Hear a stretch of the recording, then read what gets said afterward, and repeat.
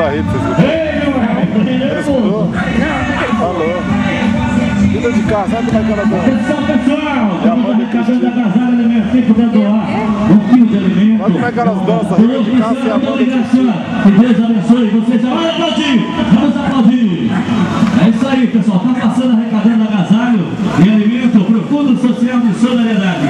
Quem puder doar 1 quilo de alimento ou agasalho, daqui a pouco estamos falando 1 quilo de agasalho e um monte de alimento. Vamos lá, pessoal, quem puder doar agasalho e alimento ao Fundo Social de Solidariedade. A cavalgada do Paulinho 1001. E hoje tem a parceria do amigo Vilmar Mendes.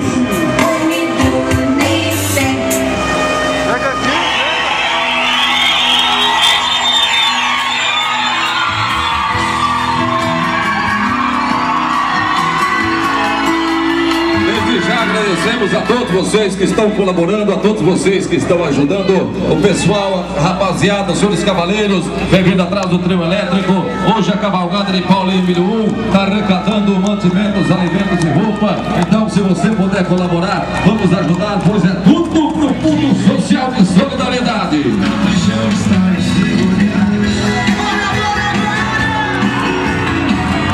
Nilson da CIS Informática, o maior fotógrafo do Brasil, para o site do Paulinho.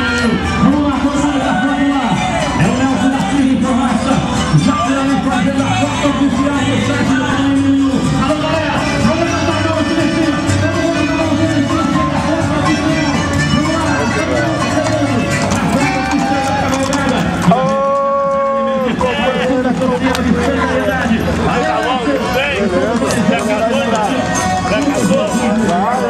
Tem que carregar agora tem jeito mais de bagunçar.